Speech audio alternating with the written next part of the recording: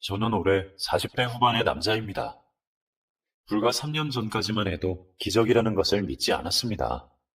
기적이라는 것은 그저 힘든 사람들에게 힘을 주기 위해 만든 것이라고 생각했습니다. 그런데 살다 보니 기적이라는 것은 분명히 있고 사람 앞일은 언제 어떤 일이 일어날지 아무것도 모르는 것이더라고요. 지금부터 제가 경험한 일들 한번 얘기해 볼까 합니다. 이 이야기의 시작은 아내의 외도부터 시작되어야겠네요. 정말 생각하기도 싫고 떠올리기도 싫지만 사실 이 기적은 아내의 외도로부터 시작되었다고 해도 과언이 아닐 것 같습니다. 아내에게는 몇 년 동안 만나는 남자가 있었습니다. 아내가 철저히 바람을 숨기고 있었던 탓에 저는 몇 년간 그 사실을 모르고 있었습니다. 그런데 뭐든 꼬리가 길면 잡히는 법인지 아내의 외도도 결국은 저에게 들키고 말았네요. 아내가 만나던 사람은 저와 결혼하기 전 연애하던 남자였습니다. 둘이 왜 사귀다가 헤어졌는지 모르겠지만 둘이 꽤나 진한 연애를 한 모양이더군요. 서로 헤어지고 나서도 깨끗하게 끝내지 못한 사이였고 저와 결혼 전에도 저와 결혼한 후에도 둘은 가뭄에 콩나듯 띄엄띄엄 연락을 하고 지냈던 것 같았습니다. 그럼에도 저는 그 상황을 전혀 눈치채지 못하고 있었던 겁니다. 가정에는 완벽한 아내로 살았으니까요. 아내는 디자인 일을 하다가 아이가 태어나고 나서 일을 그만두고 나서 육아에만 전념하게 되었는데 육아 스트레스 때문인지 아니면 시간이 너무 많아서 잡념이 들었던 건지 하루는 일주일에 한 번만 자기한테 자유시간을 달라고 하더라고요. 아이도 사랑하고 육아하는 것도 너무나 행복한 일이지만 가끔은 자기만의 시간을 가지고 싶다고요. 저는 당연히 그렇게 하라고 했습니다. 같이 일하는 여직원들로부터 가끔 육아 스트레스가 장난 아니라는 얘기를 많이 들어서 아내도 같은 마음일 거라고 생각했고 자신만의 시간을 주는 것은 당연하다고 생각했습니다. 아이 어머니라고 하루 종일 아이만 보라는 법은 없었으니까요. 아내는 주로 제가 쉬는 날 하루 밖으로 나가서 서점에도 가고 백화점도 가고 가끔 영화도 한 편씩 보고 오는 것 같았습니다. 그러면서 집에 들어올 때는 꼭 마트에 들러서 장을 보고 오더라고요. 저는 아내의 그런 모습을 보면서 밖에 나가서 있어도 마음은 집에 있구나 생각했습니다. 늘 가족밖에 모르고 가정을 떠날 줄 모르는 사람이라고 생각했습니다. 다른 사람들한테도 내 와이프는 천상 남편과 애밖에 모르는 여자다. 은근히 자랑했습니다. 얌전한 고양이 부뚜막에 먼저 올라가는 줄 모르고 말입니다. 아내는 집에서는 최고의 아내인 척, 최고의 어머니인 척 하면서 그 남자와 계속 연락을 주고받았습니다. 그 두 사람은 각자 다른 사람과 결혼하고 둘 다 마음을 완전히 떨치지 못했습니다. 그 남자는 도저히 아내를 잊을 수가 없다며 먼저 연락을 해온 듯 했습니다. 당신 못 보고는 살 수가 없다며 은근히 아내에게 미끼를 던졌고 결혼 생활이 지루했던 것인지 그 남자가 너무나 좋았던 것인지 아내는 그 남자가 슬쩍 던져준 미끼를 덥석 받아 물어버린 모양이더군요. 그 남자는 아내에게 끊임없이 연락을 했고 아내도 우리 이래도 되는 걸까? 라는 말을 던지며 안 되는 줄 알면서도 미련의 끈을 놓지 않았습니다. 그 남자는 아내에게 달콤한 말을 아끼지 않았던 모양이었습니다. 그때는 철이 없어서 몰랐어. 당신이 최고의 여자인데 그때는 어려서 그걸 알아보지 못했던 거야. 다른 여자하고 결혼한 거 나 너무 후회해. 지금에 와서 돌이킬 수는 없겠지만 나는 당신을 한시도 잊은 적 없어. 다른 여자와 있을 때도 항상 당신을 생각했고 내 아내와 있을 때도 나는 자꾸 당신 생각만 들었어. 우리 헤어지지 말았어야 했는데 그땐 내가 어리석었어. 그런 말을 수도 없이 내뱉으니 이 정신 나간 여자는 그 모든 말들이 진심인 줄, 자신은 너무나 사랑받고 있는 여자인 줄 착각했던 겁니다. 열 여자마다 하는 남자 없다고 그 남자 역시 아내를 굳이 놓아줄 이유가 없었던 거죠. 옛날 생각하면서 애틋하고 짜릿하고 둘이 죽고 못 사는 사이인 듯 생각하고 행동했을 겁니다. 그 사람 인생의 활력소를 남의 여자 건드리는 것으로 대신했던 거죠. 옛 애인이 매달리는 척하니 아내도 은근히 그걸 즐겼고, 처음에는 문자만, 그 다음에는 전화 통화만, 그리고 그 다음에는 과감하게 만남을 이어갔습니다. 아내가 일주일에 한 번 자유시간을 가지니 충분히 그럴 수 있었죠. 그리고 아이를 영어 유치원에 보내고 종일반으로 돌리면서 아내의 외도는 더 날개를 달았습니다. 아내가 주말에만 시간을 낼 수 있을 때는 그 남자가 자기 와이프 눈치 보느라 시간이 자유롭지 못해 가뭄에 콩나듯 만났지만 아내가 평일 낮에 자유로운 몸이 되면서 둘 만남은 잦아졌고 점점 과감해져 갔던 겁니다. 그렇게 오랜 시간 남의 여자를 끼고 있었으니 그 남자도 뭔가 큰 착각을 한 모양이더군요. 이 남자는 저랑 결혼한 제 아내를 자기 여자라고 생각하는 모양이더군요. 내 아내를 먼저 만난 것도 자기고 내 아내를 지금 너무나 사랑하는 것도 자신이라고 생각했던 겁니다. 저는 단지 결혼한 상대일 뿐, 진짜 사랑은 자신이라고 생각했던 거죠. 그래서인지 어느 순간부터 그 남자는 저를 질투하기 시작했습니다. 자신과 만남을 가진 후 아내가 집에 들어가는 것도 질투했고 아내가 저와 함께 잠자리를 하는 것도 질투했습니다. 그 남자는 어떻게든 우리 둘 사이를 갈라놓으려고 기회를 노리고 있었는데 둘이 갈라지기는커녕 아내가 그 남자를 만나는 동안에도 카톡 프로필 사진에 저와 함께 찍은 사진을 내리지 않으니 그 남자는 속에 숨겨두었던 질투를 밖으로 내보이기 시작하더군요. 밤에 자고 있는데 아내에게 전화가 걸려오더군요. 어머, 이 밤에 누구야? 전화 올 사람이 없는데? 누가 잘못 걸었나 보다. 아내는 전화를 받지 않고 그대로 꺼버렸습니다. 누가 술 취해서 전화번호를 잘못 눌렀나 봐. 술 취했는지 아닌지 당신이 어떻게 알아? 뭐, 그냥 이 밤에 전화하는 사람이 맨정신으로 전화했겠어? 당연히 술 취해서 전화했겠지. 하여튼 술 마시면 다들 제정신이 아니라니까. 잠들 뻔했는데 괜히 잠깼네. 어서 자자, 여보. 아내는 전화 온 것을 애써 무시하며 잠을 청했습니다. 그런데 전화는 또 울렸습니다. 뭐야, 또 전화 오네. 진짜 술 많이 취했나 보다. 아내는 또 전화를 꺼버렸습니다. 그리고 잠시 후 전화는 또 걸려오더군요. 그래서 제가 말했습니다. 그냥 전화 끊어버리지 말고 전화 잘못 걸었다고 얘기해. 안 그러면 밤새 전화 오겠다. 에이, 뭐하러. 그냥 꺼버리지 뭐. 전화기 꺼버리면 알람 못 맞추잖아. 아침에 알람 소리 잘 못 듣는데 내 거랑 당신 거랑 두 개 맞춰놔야지. 그냥 전화 받아서 한마디만 해주면 되는데 뭘. 전화 오면 내가 받을게. 나한테 줘봐. 제 말이 끝나자 전화기는 또다시 울렸고 아내는 당황한 듯 말하더군요. 아니야, 내가 받아서 얘기할게. 이 사람 진짜 끈질기네. 아내는 저한테서 최대한 떨어져서 전화를 받았고 아내가 통화 버튼을 누르자마자 전화기 너머에서 멀쩡한 남자 목소리가 들려왔습니다. 지수야, 나야. 지수는 제 아내 이름이었죠. 아내는 그 남자의 목소리가 들리자 순간적으로 저를 돌아보았고 당황한 듯 얘기하더군요. 저기요, 전화 잘못 거신 것 같은데요. 전화번호 확인하고 전화하세요. 아내는 재빨리 전화를 끊어버렸습니다. 그래서 제가 물었습니다. 누군데? 나도 모르지. 전화 잘못 건 사람이 내가 누군지 어떻게 알아? 그래? 방금 혹시 그쪽에서 지수야라고 한 거 아니었어? 아유, 아니야. 당신 비몽사몽이라 헛소리 들었나 보네.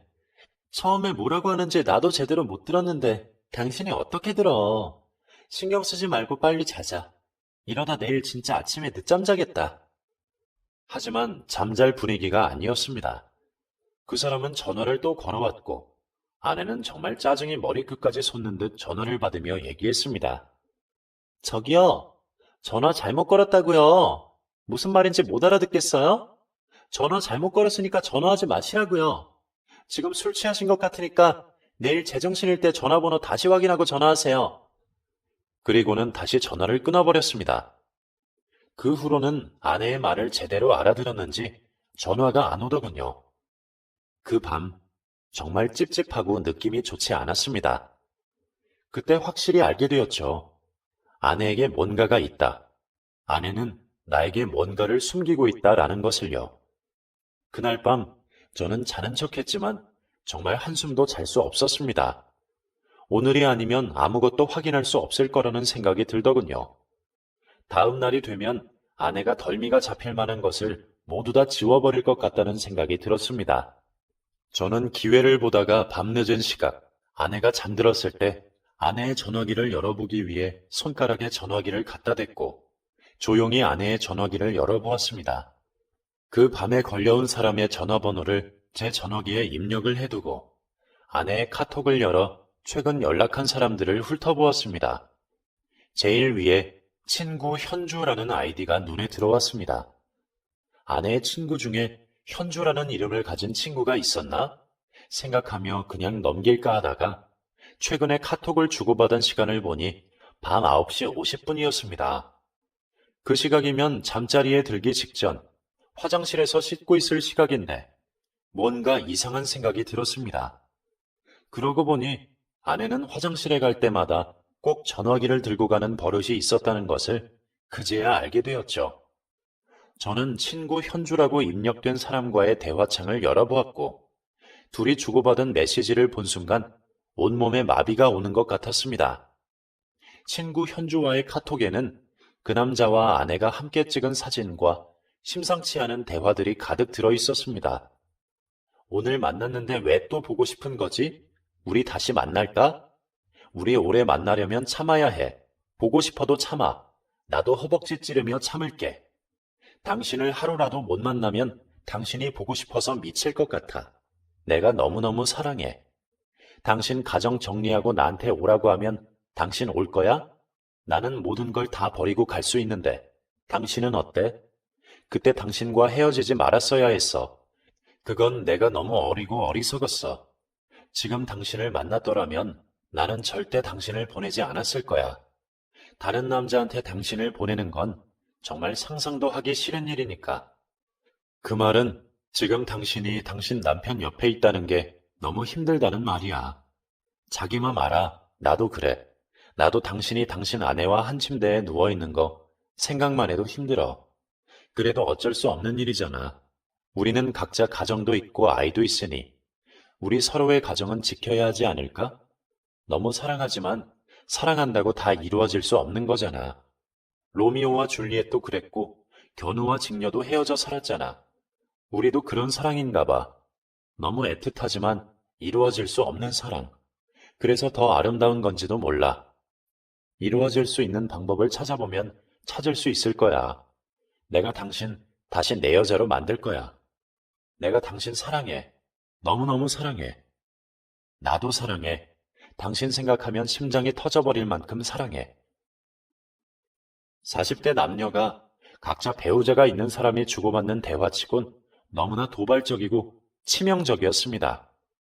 그 남자는 자꾸 아내를 자기 손에 넣고 싶어 했고, 아내는 지금 이 상태로 만족하는 듯 보였습니다. 한마디로 이 남자를 만나며 인생을 즐기되 가정이며 아이를 떠나고 싶지는 않은 모양이었습니다. 아마도 저와 결혼한 후 경제적으로도 넉넉하고 마음고생, 몸고생한 적 없으니 이 안락한 생활을 떨치고 가고 싶지는 않은 것 같더군요. 그러면서도 아내는 그 남자를 놓지도 않았습니다. 손에 잡힐 듯 잡히지 않으며 그 남자 애간장을 태웠던 거죠. 아내는 자기 곁에 머물러 있는 그 남자와 적당히 즐기고 있었고 자신의 그런 행동이 그 남자에게도 저에게도 상처가 될 거라는 생각은 전혀 하지 않는 듯 했습니다. 한마디로 완전히 나쁜 년인 겁니다. 하긴 그런 생각을 할 줄 아는 정상적인 인간이면 그런 행동을 아예 하지 않았겠지요. 그런 아내에게서 떠나지 않는 그 남자도 치가 떨렸지만 그걸 털어내지 못하는 아내가 더 치가 떨리고 용서가 안 됐습니다. 평소 그렇게 다정한 얼굴을 하고서 아무렇지도 않게 옛 애인과 연락을 하다니요. 내가 알던 사람이 아닌 것 같았습니다. 두 사람이 내가 보이지 않는 곳에서 얼마나 추잡한 짓을 하고 다녔는지 계속 상상이 되었고, 그러면서 세상에서 제일 다정한 아내인 양 저를 챙겨주었던 가식적인 아내의 얼굴이 함께 떠올라 괴로웠습니다. 아침까지 잠 못 들고 뒤척였던 저는 아예 일찍 일어나서 일찌감치 일어나서 밖으로 나설 준비를 했습니다. 출근을 해야 했지만 회사에서도 도저히 일이 손에 잡힐 것 같지 않더군요. 그래서 상사에게 오늘 몸이 너무 안 좋아서 출근하기가 힘들 것 같다며 하루 병가를 제출했습니다. 제 기분을 알 리 없는 아내는 여느 때와 다름없이 다정하게 말을 건네며 일찍 일어났네 하더군요. 그런데 여보, 당신 어제 잠 제대로 못 잤어? 얼굴이 좀 까칠해 보이네. 저는 한마디도 하고 싶지 않았지만 회사 일이 많아서 일찍 일어나서 그래. 나 지금 나가야 돼. 벌써? 지금? 이제 7시야. 밥이라도 먹고 나가지. 내가 빨리 아침 준비할게. 됐어. 안 먹어도 돼. 저는 감정을 숨기려고 했지만 그게 제 맘대로 되지는 않아 저도 모르게 툭 내뱉는 소리를 했죠. 이런 적이 잘 없는데 이런 저의 모습을 보고 아내는 충격을 받은 것 같더군요. 여보, 왜 그래? 나한테 뭐 화난 거 있어? 아니야. 일찍 일어나서 그냥 좀 피곤해서 그래. 나 출근할게. 저는 찬바람을 일으키며 밖으로 나와버렸고 가슴이 너무 답답해 차를 두고 일단 좀 걸었습니다. 머리가 터져버릴 정도로 복잡했고 제가 뭘 어떻게 해야 할지도 모르겠더군요. 저는 계속 걷고 또 걸었고 한참을 걷다 보니 생각도 정리되는 것 같았습니다. 저는 무엇보다 먼저 그 남자를 만나봐야겠다는 생각이 들더군요. 도대체 무슨 생각으로 이러는 건지 반 죽여놓든 둘을 갈라놓든 뭐라도 해야겠다 싶었습니다. 저는 아내의 전화기에서 본 전화번호를 눌러 전화를 걸었습니다. 남자가 전화를 받더군요. 네, 박현우입니다. 아내가 이 남자 이름을 왜 현주라고 적어두었는지 알겠더군요. 심장이 터질 듯이 뛰었지만 억지로 꾹 누르며 얘기했습니다. 나 지수 남편이야. 어젯밤에 전화했던데. 지수, 많이 보고 싶었어? 그 남자는 당황했는지 아무 말도 않고 가만히 있었습니다. 왜 말 못해? 그 밤에 그렇게 전화를 했으면 일부러 나한테 알리고 싶어서 그런 거 아니야? 그런데 왜 이제 와서 발뺌이야? 왜? 지수가 그렇게 탐났어? 내 옆에 있는 거 생각하니 피가 거꾸로 솟았어? 결혼한 여자한테 한밤중에 전화해서 그게 뭐 하는 짓이야?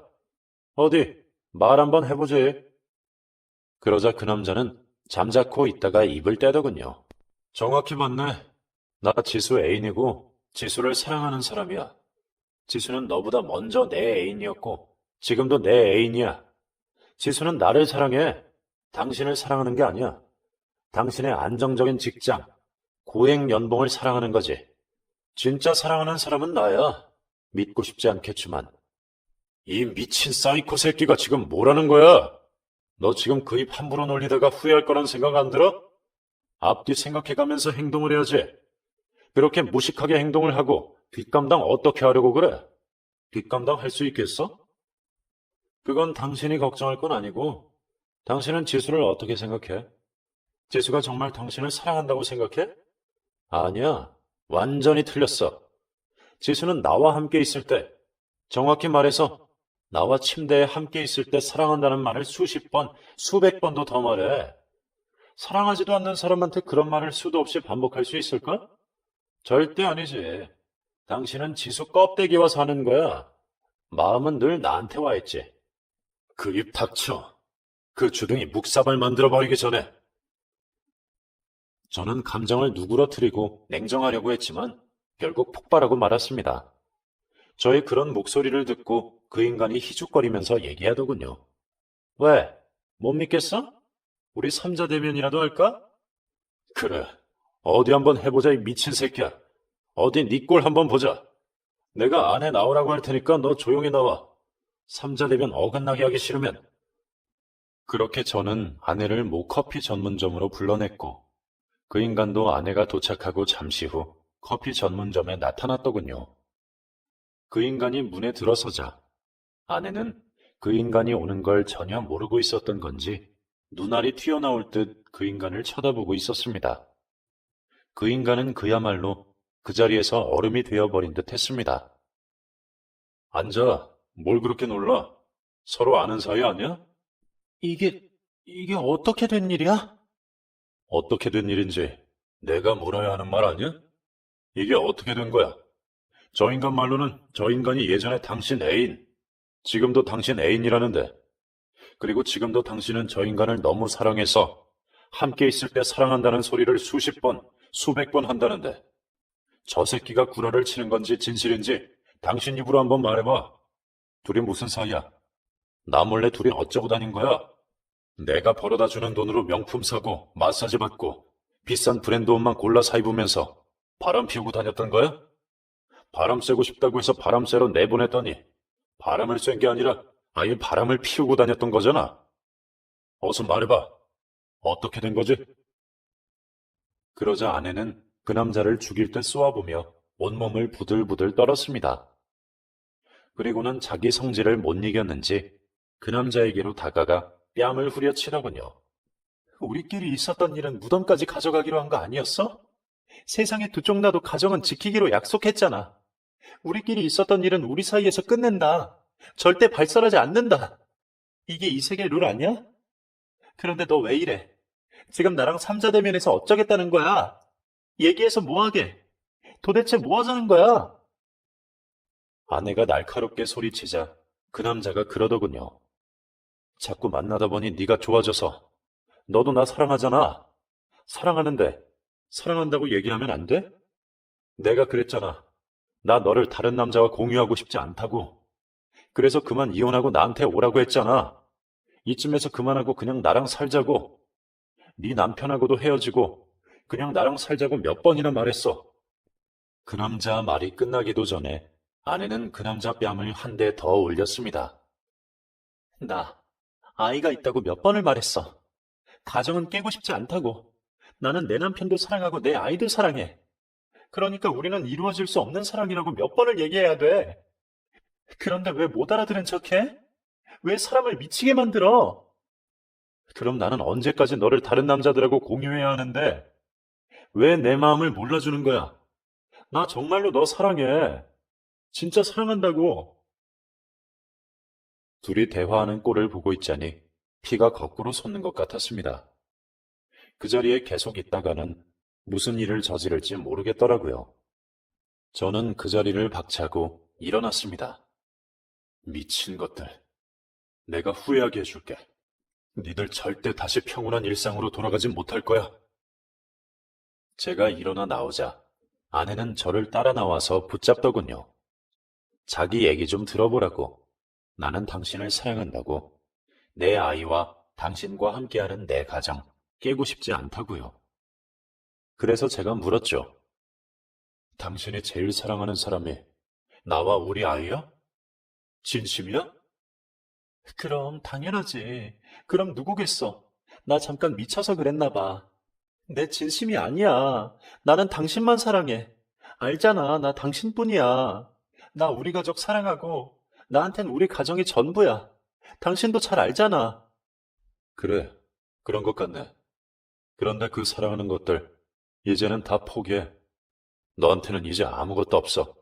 돈도, 가족의 정도, 가정도 다 끝이야.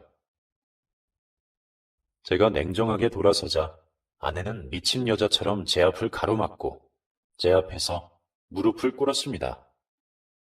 지나가던 사람들을 비롯해 온 주변 사람들이 우리를 쳐다보더군요.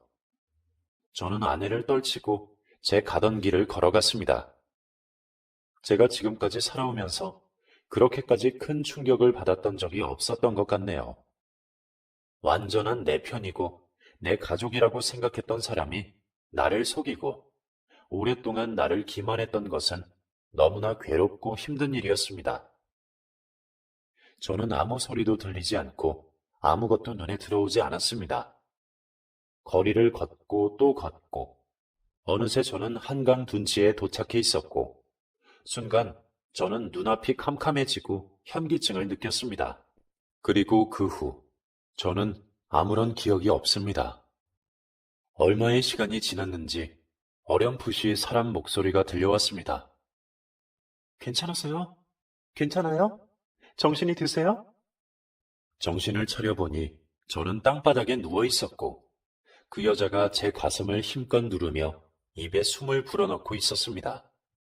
그리고 계속 제 상태를 확인하고 있었습니다. 제가 눈을 뜨자 주변에서 박수 소리가 들려왔습니다. 살아났네, 살아났어. 아이고, 정말 대단하시다. 거의 죽은 사람을 살려냈네. 그러게 말이에요. 잘못했으면 저 사람 한강에서 죽을 뻔한 거잖아요. 그런데 뭐 하시는 분이세요? 의사예요? 사람들이 웅성거리며 묻자 그 여자는 아닙니다. 간호사예요. 하고 대답을 하더군요. 그리고는 저한테 물었습니다. 괜찮으세요? 정신이 드시죠? 그래도 몸이 완전히 회복이 덜 됐을 수 있으니까 병원에 한번 가보세요. 제가 심폐소생술하고 인공호흡을 하긴 했지만 혹시 몸에 다른 이상이 있을지도 모르잖아요. 제가 이 근처에 잘 아는 병원이 있으니 그쪽으로 모셔다 드리고 갈게요. 저도 지금까지 살면서 이런 일은 처음이라 제가 갑자기 쓰러졌다는 사실이 너무 얼떨떨하더군요. 저는 이런저런 생각할 겨를도 없이 그 여자가 안내해주는 병원으로 가서 진료를 받았고 병원에서는 특별히 이상 증상은 보이지 않는다며 아마도 과도한 호흡으로 뇌혈관이 수축되어 갑자기 실신한 것 같다고 하더군요. 너무 스트레스를 많이 받거나 신경 쓸 일이 많으면 이런 일이 재발할 수도 있으니 절대 안정을 취하고 무리하지 말라고 하더군요. 저는 진료실을 나온 후 저를 살려준 사람에게 인사를 드리려고 그 사람을 찾았지만 그 사람은 이미 출근해버렸는지 보이지 않았습니다. 여기에 절 데려오신 분 혹시 어디 가셨는지 아세요? 아, 출근하셔야 된다고 환자분만 모셔다 드리고 바로 가셨어요. 왜요? 뭐 전할 말이라도 있으세요? 네, 제가 너무 경황이 없어서 감사하다는 말도 못 드렸어요. 감사하다는 얘기를 좀 전해드려야 할 것 같은데 성함하고 연락처 좀 알 수 있을까요? 아, 성함하고 연락처요. 그건 개인정보라서 제가 좀 드리기가 그렇고요. 제가 환자분 성함이랑 연락처를 그분께 전해드려도 될까요? 그러면 아마도 그분이 환자분께 연락을 드릴 거예요. 네, 그럼 꼭 좀 전해주시기 바랍니다. 제 목숨을 살려주신 분인데 감사 인사는 꼭 드리고 싶어서요. 저는 그분과 연락이 닿길 원한다며 신신당부를 하고 병원을 나왔습니다. 아내의 외도를 알기 전에는 하루하루가 모두 평온한 일상이었는데 외도를 알게 된 후 하루하루가 지옥 같았습니다. 아마도 그 남자가 이걸 노리고 일부러 제가 알게끔 만들었겠지요. 그리고 내가 아내와 멀어지는 것을 그 새끼는 바랐을 겁니다. 저는 그 수에 휘말리고 싶지 않고 그 새끼가 원하는 대로 하고 싶지 않았지만 제 마음은 아내에게서 서서히 돌아서고 있었습니다. 꼴도 보기 싫었고 옆에 있는 것 자체가 고역이었습니다. 한때 너무나 아끼고 사랑했던 사람에게서 마음이 이렇게 무섭게 돌아설 수 있다는 것이 신기할 정도였지요. 부부지간에 아끼고 사랑하는 것도 다 그만한 합당한 이유가 있어야 가능한 것 같더군요. 저는 소송을 진행했고 이혼은 아직 진행하지 않았습니다. 제가 당장 이혼을 해주면 두 사람만 좋은 일 만들어주는 것 같아서요. 그래서 제가 이혼해야겠다 생각이 들 때 이혼을 하려고 하고 있었죠. 우리는 한 집에 있었지만 완전히 다른 생활을 했습니다. 처음에 아내도 저에게 뭔가 용서를 빌고 화해를 하려고 했지만 제가 철저히 무시하니 이제 더 이상